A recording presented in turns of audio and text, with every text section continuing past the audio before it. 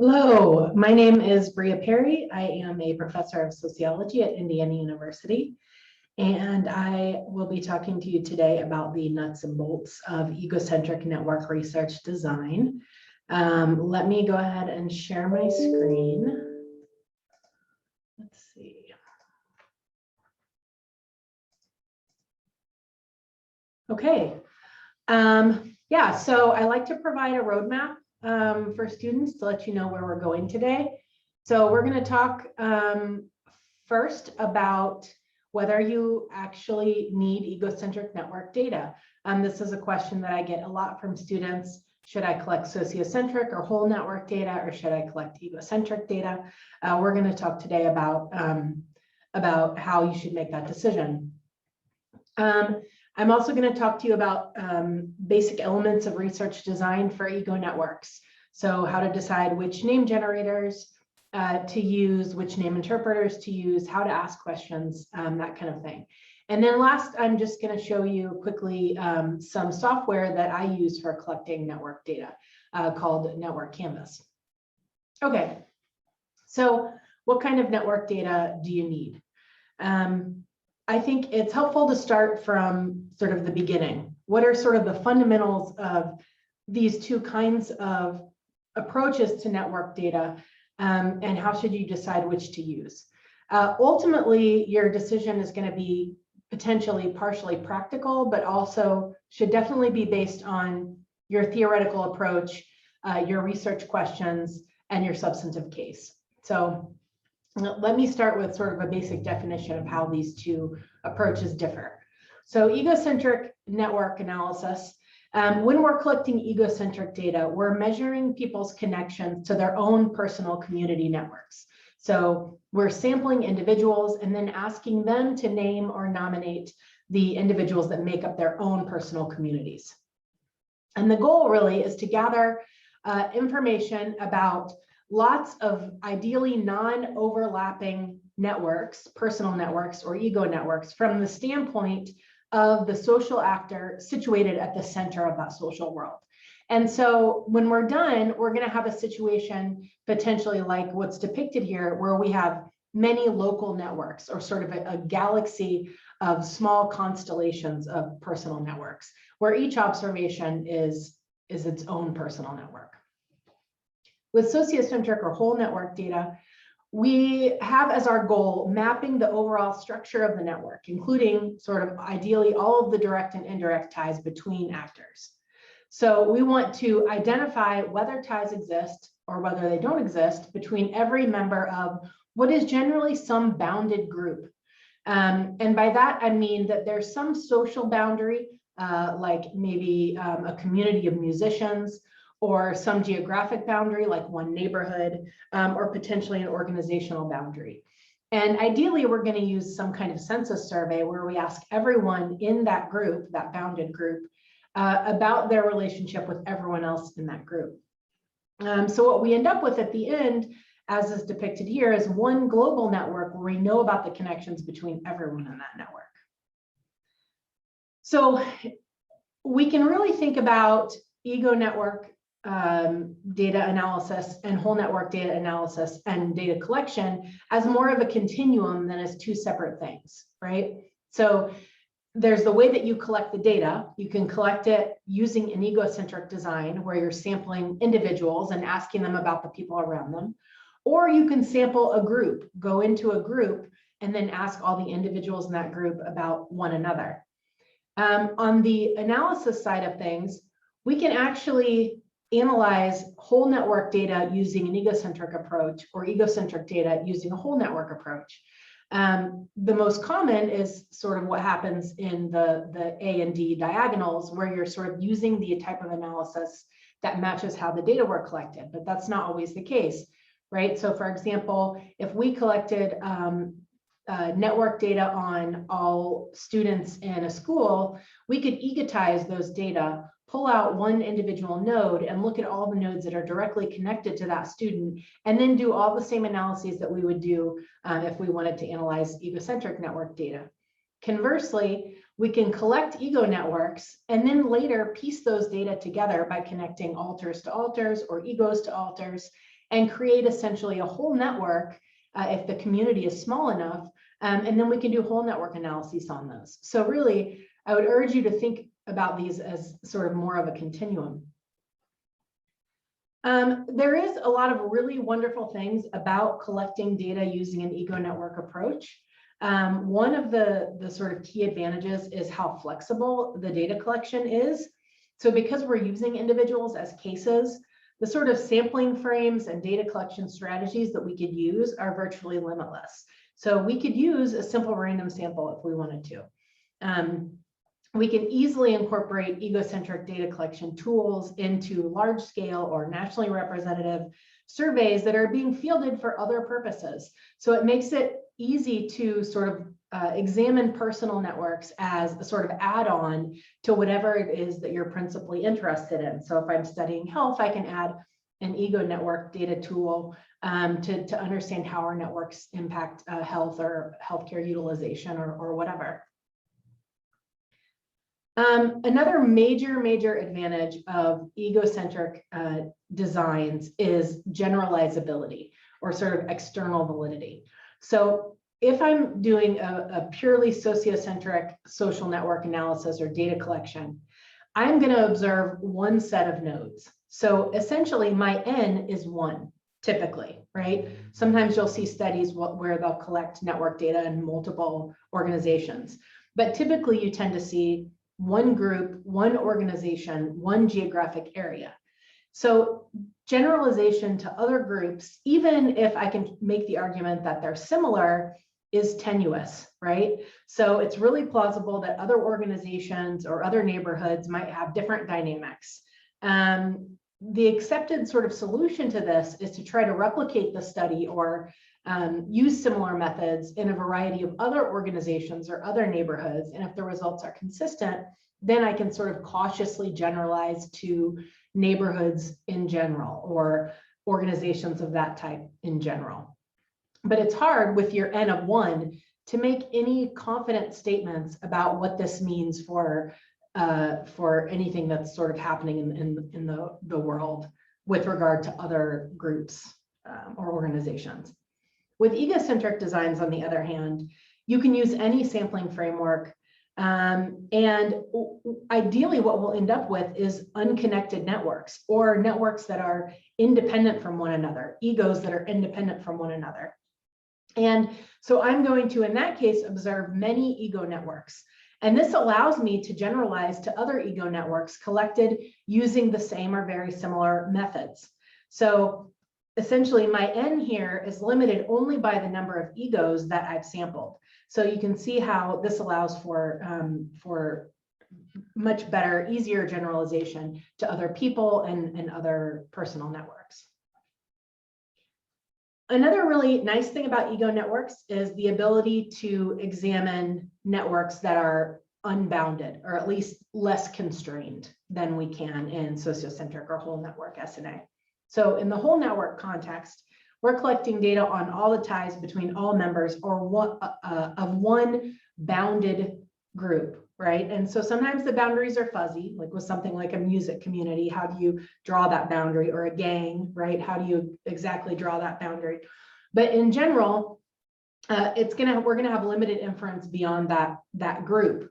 And so I can really only ask questions about the people that are in that group. I'm limited in terms of what I can discover about other types of ties that may fall outside of that bounded group.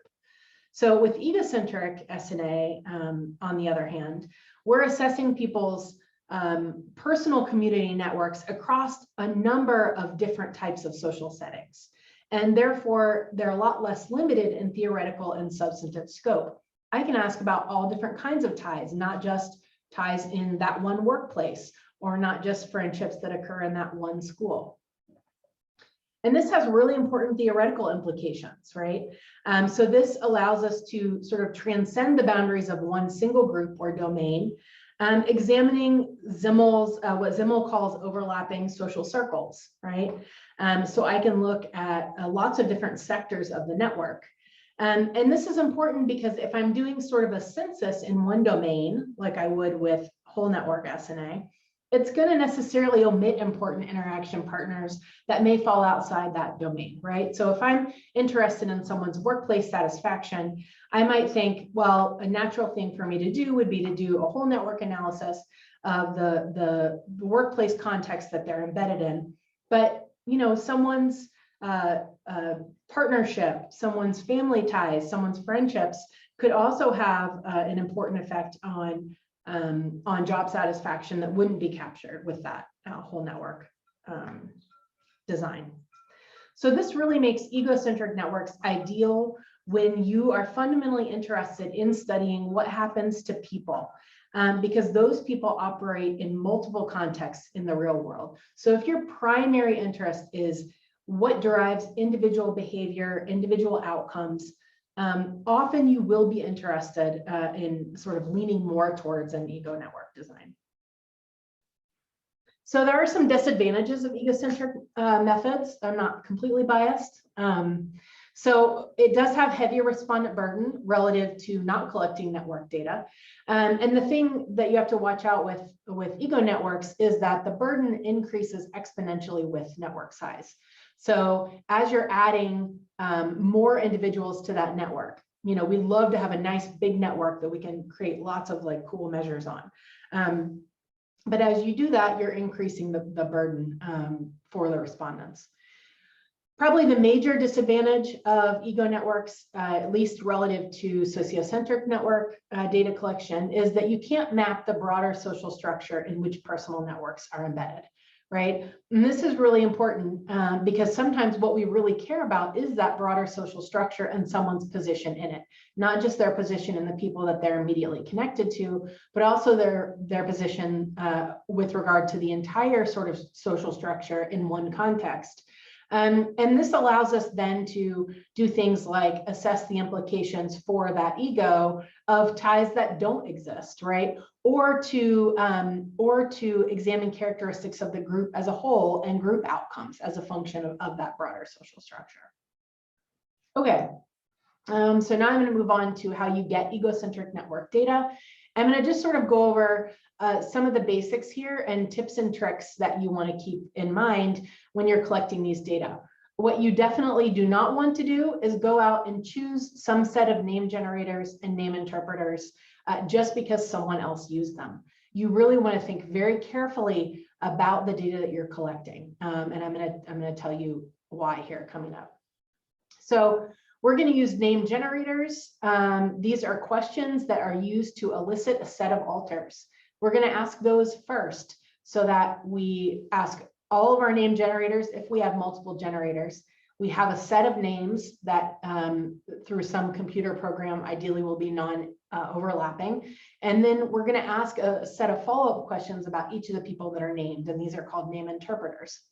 And the reason that we have to use these generators to elicit networks is because only that ego individual or that focal person knows who is in his or her network, right? No one else knows. So the goal of these name generators is to get them to elicit the types of people that you care about so that you can calculate network characteristics that are going to predict the outcomes that are of interest to you, right? And so we do this with the generator. So it's probably the single most important decision that you will make in designing egocentric network research. And this is because generators establish the operational boundaries on the interpersonal environment, right? So if we think about what the the typical network looks like, individuals tend to have about 2,000 acquaintances, about 300 semi-regular interaction partners, about 20 regular interaction partners, and less than 10 close confidants, right? With an average there in the core network of about 3. So how do we get them to elicit, the 15 ties that we're most interested in of these 2,000 acquaintances that they could potentially name? We do that with name generators. So you want to be very careful to try to sort of shine a spotlight with the generators on the parts of the network that you care most about for your case or for your theoretical approach. One of the things that's important to remember about generators, and this will to some extent dictate which generators we want to use, is that they're always going to be biased. because people are not, or alters are not stored randomly in memory, right? We're biased in the way that we recall alters and say them back to the interviewer. So we have to sort of carefully use name generators to try to reduce those biases to the extent that we can. So we know, for example, that that there are association biases. So once someone names someone in their family, then they're more likely to name other people in their family. Recency, so who you interacted with most recently, who you typically interact with, those people are more likely to be named in response to name generators, but those may not be the people that you're interested in, right? You may be more interested in sort of incidental or sporadic ties. So then you have to tailor your name generators in order to elicit those kinds of ties. We also know that respondents vary in their level of energy and interest, and some may have compromised memories or cognitive deficiencies. So if you're dealing with that kind of population, then you want to do some, you want to put in place some safeguards to make sure that that those aren't biasing the resulting network that you get from your name generators. And then something to keep in mind for network research is that the questions that precede the name generators can really strongly affect the way that names are recalled. So it's really important, if you can, if it's at all possible, to put your name generators at the very least at the beginning of your survey, if not the entire network portion. That way it's less likely to be biased by things that came after. It's also important to order your name generators in a way that reduces the bias of generators that came before. Okay, so there are a variety of sort of boundary definition strategies that we could potentially use. So one strategy, if I'm interested in understanding sort of personal networks in general, how are they structured? What do they look like? What individual level variables affect what networks look like, how personal ties are formed, and how long they last. If I'm interested in those sorts of general questions about social interaction, then I might want to cast a wide net. And when I do this, I'm capturing both weak and strong ties of many kinds, right? So this allows me sort of the broadest possible picture of who is in the network. It captures the most of those concentric circles that you saw.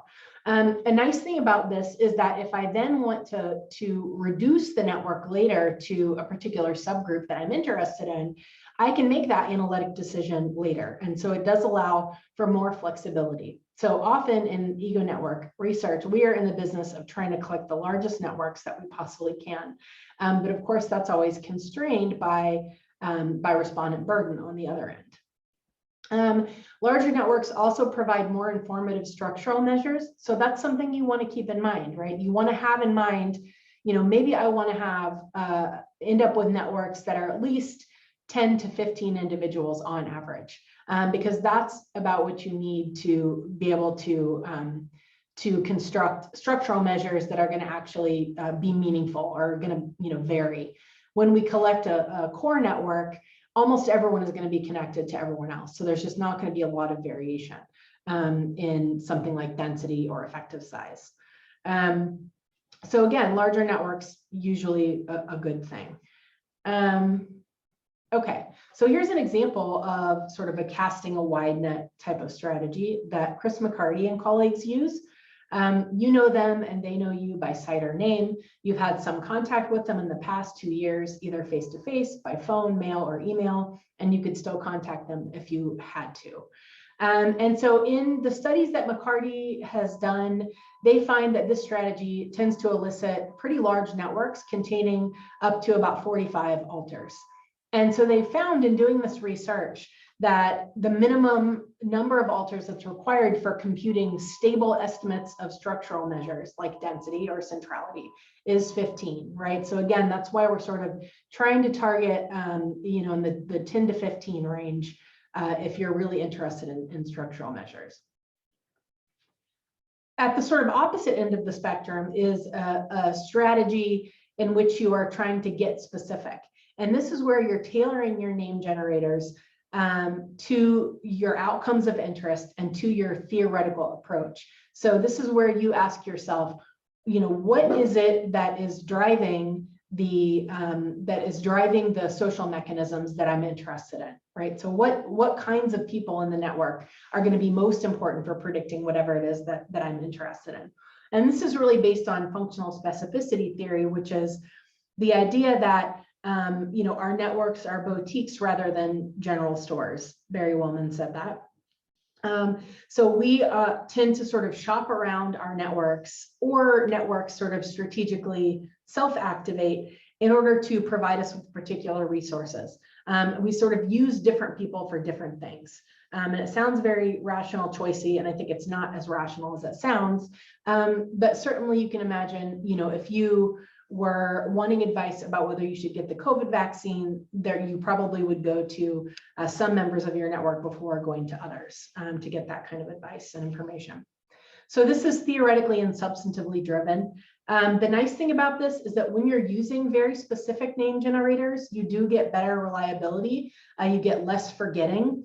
It's much easier to answer a specific question about who you've interacted with than a general one. So it's easier to answer, name your sex partners in the last year than it is name all the people that you've hung out with socially in the last year. And so it can be a little risky because there's a danger of omitting people who might be important, and you don't know that they're important, right? So that's not a part of your theory. But it is lower cost resource wise, and sort of helps you really hone in on the things that might be most important. So for example, the FENX toolkit, so this was a toolkit put together by NIH, contains what we've used and called the Health Matters name generator. So there are 3 separate generators within this Health Matters sort of battery. The first one is, I'm interested in the people in your life that you talk to about health problems when they come up. Who are the people that you discuss your health with, or that you can really count on when you have physical or emotional problems? So these are what we call health discussants. So this sort of measures health social integration or health discussion networks. The second one is, who are the people, whether or not you have mentioned them before, who are always talking about your mental and physical health and trying to get you to do things about them. We call these health regulators. So you can see that this is really measuring something like social control or social regulation.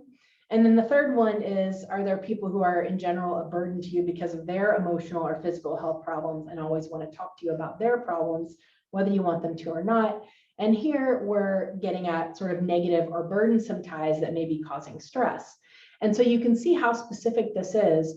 We're in a very targeted way trying to get at 3 different social mechanisms that could potentially affect health outcomes. And so when we've studied this, we have compared the Health Matters name generators to Important Matters name generators, which are analogous, except that they ask who you talk to about important matters. And we find that there is significant overlap between these, but not as much as you would think, given that health matters are, for most people, probably important matters. And we find that the Health Matters only network is a stronger predictor of health outcomes, of healthcare utilization, and of recovery for people with serious mental illness relative to the Important Matters only network, or even that overlap network, or people that are only, or people that are in both of those networks. So again, specificity, can be an important strategy. Another strategy, and one that we typically use, is a hybrid of the 2. So using multiple name generators. And I like to think of this as, you have this network out there that you can't see, it's in the dark. You're trying to get them to elicit the right kinds of ties that you care about. And so this is sort of analogous to shining a flashlight on different parts of the network that you're interested in. So you can use multiple name generators in this way. And some of these are going to be overlapping, but also, you're hopefully going to get some unique ties named in response to a different set of name generators.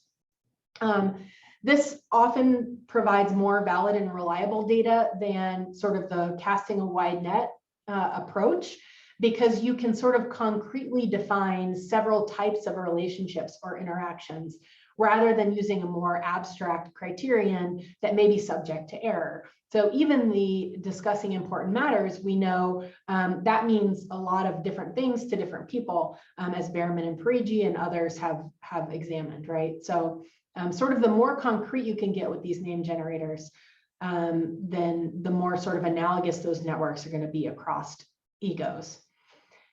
This is a nice safeguard against omitting particular types of ties that you care about. So for example, we found that that people don't tend to name providers or professionals in their network unless you explicitly ask them to. Some do, but it's a minority. So even when we've studied, people that are experiencing an acute health crisis and you ask them who they talk to about their health, most of them do not name their doctor, even though, of course, they're talking to their doctor about their health. So you can use multiple name generators to get at sort of more casual or more informal health supporters, and also to get at formal ties or formal supporters. And then another nice thing about this is that you can examine multiplexity, or people that do multiple things for ego or are connected to them in multiple ways, which can be a really powerful predictor. So here's an example from Sam Friedman's work on HIV risk. So they ask, in the past 30 days, who are the people who you use drugs with, had sex with, who do you live with, who are you related to, who did you meet socially or hang out with, and then who did you know at work, or who did you hustle with, right? So you can see how they're sort of fleshing out the different kinds of the network that you might want to know about if you're interested in predicting HIV risk. One of the questions that I get asked a lot is whether you should ask for a fixed number of alters. There are some positives and negatives to this. I think if you are interested in sort of a McCarty style, I want to get at as much of this network as I can, it provides a really nice anchor value, and it also increases similarity across networks, right? So you're giving them essentially a target to shoot for. So that takes out sort of some of the biases that people might otherwise express in their sort of naming or failure to name particular ties. It's also nice for eliciting weaker ties if the number is large, right? So, if I say, who do you know, you might only name the 5 or 10 people that you interact with most regularly. But if I ask you to name 25 or 50 ties, then you're going to keep naming, and a lot of those ties are going to be weak ties.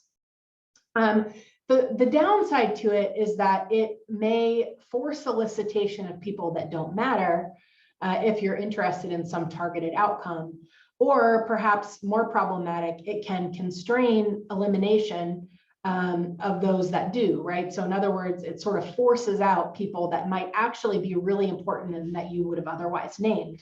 So I think it's way more problematic to have a fixed number of alters when your ultimate network size is going to be something like 5, right? Because most of us interact with more than 5 people. So how we're going to choose the 5 people that we name is going to be extraordinarily biased. And then people sometimes also ask me about naming conventions. So should you use names or initials? Sometimes the IRB may not allow you to use full names. And one nice thing about egocentric networks is they do provide some element of anonymity. So if you have lots of alters and you're going to ask about them later, then ego is going to need a name that they're going to recognize throughout the interview. So, using nicknames or even initials is sort of ill-advised for this reason. That's even more important if you're collecting longitudinal data and they're going to have to remember who they named 6 months or a year later. I tend to use, if I can, first name and last initial, but you can also use a combination of the first 3 letters of the first and last name. For William Shakespeare, it would be Will Shaw, and that works nicely. And they also have some software now for finding matches if you're not allowed to use names at all. And so this is sort of uses probabilistic matching based on things like alter, gender, education, closeness, and other things that you may have measured. Okay, so this is actually a nice segue into name interpreters. So these are questions, follow-up questions that you ask about the alters that you got them to name in the name generating section of your network survey. So some common questions that are asked about alters, again, every one that you add adds a lot more work for the respondent because they have to answer it about every single person that they've named.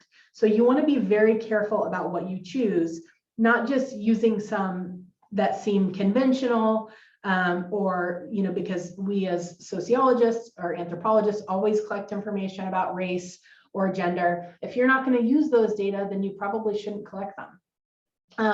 But it is pretty common to ask about alter demographics. You can ask about features of the relationship, so like tie strength, so how close is ego to each alter, how long have they known one another, how frequently are they in contact. It's very common to ask how they met, or sort of what kind of relationship they have. So are they related by family? Do they work together? Are they neighbors, etc.? It's also relatively common to ask about modes of communication. So do you generally interact with them over social media or in person or over email? How intimate the communication is, whether you trust that person. And then it's very common to ask about different types of support functions. So what kinds of things they do for the respondent. Usually, we have a list of like 5 that sort of captures emotional and instrumental support, financial support, advice. And then we might want to ask how well they do those things. And then it's really important, and a very missed opportunity if you don't do it, to ask questions that are specific to whatever your outcome is, or whatever the social mechanism or social theory is that you're interested in. So if I want to predict smoking behavior of ego, I want to ask whether the alters smoke. If I want to know whether ego is likely to participate in a social movement, I want to know if the alters participate in that social movement. So if I'm really interested in sort of social influence or social capital, then it's really important to ask really targeted questions that sort of get at what that resource or what that negative influence in the case of smoking might be, right? So what's actually happening in that interaction that's going to drive the outcome that you care about. In terms of response categories, often we like 4 category or 5 category ordinal scales in the social sciences. I would suggest not doing that in network research, because again, it's just really burdensome. It's a lot for that person to have to cognitively process. So, on one hand, you have binary outcomes. So it's a yes or a no. Those are faster, cognitively easier, but also you don't have any discrimination among levels, which is obviously not ideal if you're trying to predict some outcome. So a compromise that I use is to use usually a small Likert scale. So for example, 3 response categories instead of 4 or 5. And then the last thing that you're going to want to do that's very important is to assess alter-alter ties, or ties between alters that ego names. This is super important because if you want to assess any kind of structural property, you have to ask about these relationships. However, it is a huge pain. It is very time consuming and burdensome. As you can see here in this picture, this is the relationship between the number of alters named on the x-axis and the number of alter pair evaluations that the ego has to respond to if you're asking about alter-alter ties. And so you can see that there's an exponential relationship here. So it's a lot of work for respondents. So for this reason, we typically ask 1 question. So you really want to make sure that you get this right. Some options that I've seen used and that I like are, thinking about Bob and Betty, how close are they to one another? Very sort of, or they don't know each other at all. Thinking about the relationship between Bob and Betty, would you say they're strangers, acquaintances, or fairly close? How likely is it that Bob and Betty talk to each other when you're not around? That is how likely is it that they have a relationship independent of you, very, somewhat, or not at all? So these are all sort of viable strategies for getting those alter-alter ties. But again, I know it's burdensome, but you do not want to miss the opportunity to collect this, because you will be kicking yourself later on. So now I want to just talk about electronic data collection. So because collecting network data is so burdensome and often very tedious, especially if you're answering those pairwise alter-alter questions, for example, or the name interpreters, they just get really boring.